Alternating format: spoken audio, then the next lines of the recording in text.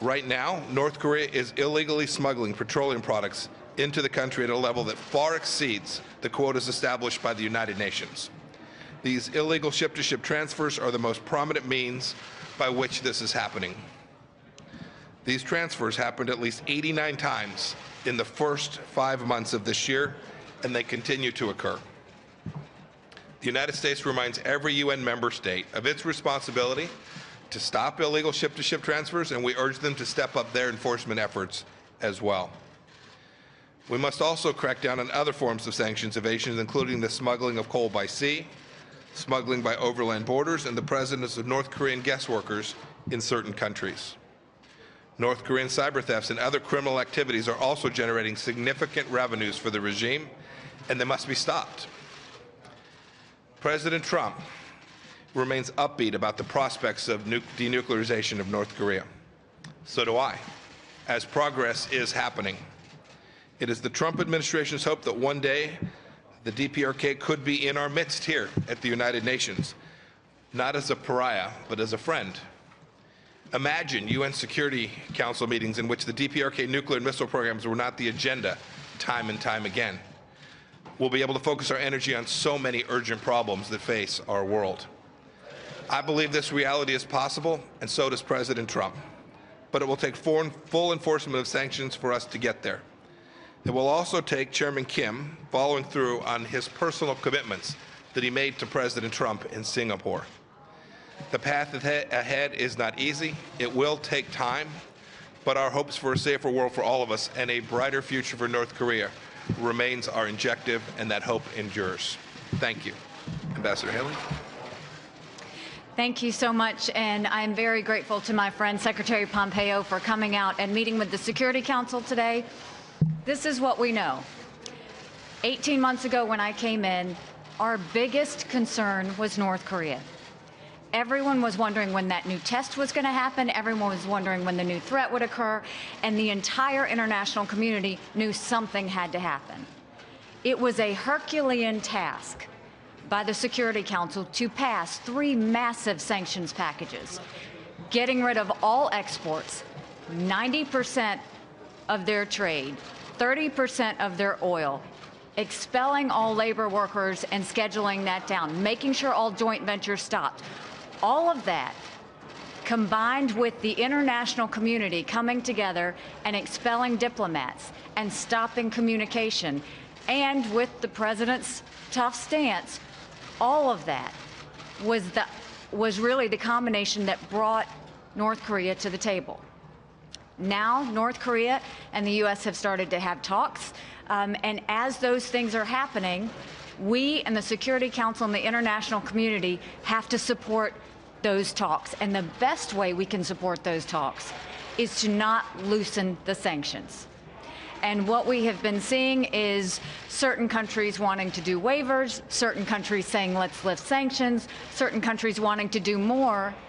And what I appreciate Secretary Pompeo coming up, and what we continue to reiterate is we can't do one thing until we see North Korea respond to their promise to denuclearize. We have to see some sort of action. And so until that action happens, the Security Council is going to hold tight. The international community, we ask you to hold tight as we go forward. The problem that we are encountering is that some of our friends have decided that they want to go around the rules. You saw that there was violations of the oil ban. We have, as Secretary Pompeo said, seen 89 times where that has happened. We have photographs of proof of ship-to-ship transfers. And our friends, what we decided was let's come together and let's make sure that this stops. So the U.S. put yesterday a halt to all additional refined petroleum shipments to North Korea. China and Russia blocked it. Now, for China and Russia to block it, what are they telling us? Are they telling us that they want to continue supplying this oil? They claim they need more information. We don't need any more information. The Sanctions Committee has what it needs.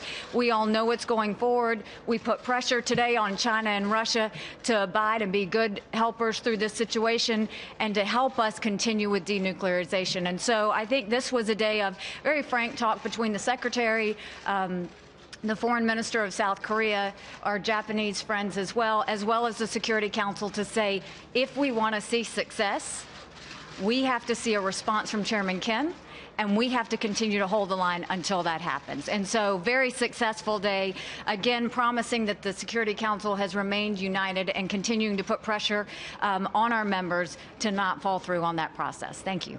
Three quick questions on Representative Fox News. Mr. Secretary, the UN Ambassador Haley mentioned that Russia isn't being all that helpful when it comes to sanctions enforcement. The President mentioned after his meeting with President Putin that President Putin was going to help on North Korea.